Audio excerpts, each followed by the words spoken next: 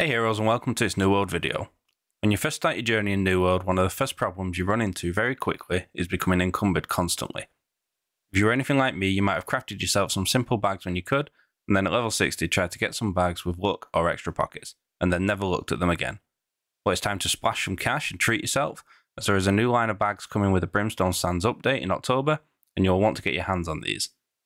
Before we get started, if you want to stay ahead of the curve so you can save or make yourself some money, please subscribe to the channel. I dig through all the information so that you don't have to. Let's begin.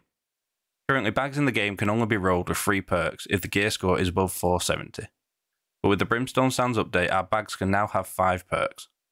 Some of you are thinking, so what, big deal? And others are thinking, that's awesome. But then there are those people that are paying attention to the bottom line which says random perk if gear score is 600 or over. Let's take a look at that. If we look at the perk list, you will see the usual perks that you can get on bags. If you are a returning player who hasn't played for some time, then the loyalty perk may be new to you, but it basically gives you more faction tokens. This list of perks is the same for perks 1 through to 4 that you can get on a bag. But this 5th perk slot, only available when a bag is crafted at 600 or higher, is unique and called Lasting Consumption. Its description on New World database states food, honing stones, weapon coatings and ward potions last 16% longer, and it scales with gear score. This means if they ever allow us to use Umbral to level our bags over 600, then once it reaches 619, it would update to 17% as you can see. This perk does have an Umbral sign in the top right, which may indicate that they are going to introduce this as a change, but that's just a theory.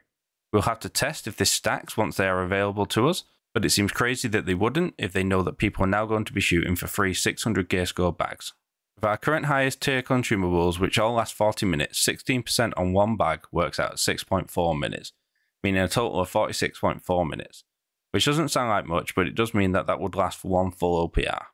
But wait, if you have seen my video about the cooking update, which if you haven't, you can find a link in the top corner, you'll know there are some new recipes coming to the game. If we take the new beef braciola here as an example, you can see it provides 40 strength for 60 minutes. With just one lasting consumption perk at 16%, the increase would be 9.6 minutes, for a total of 69.6 minutes. Nice.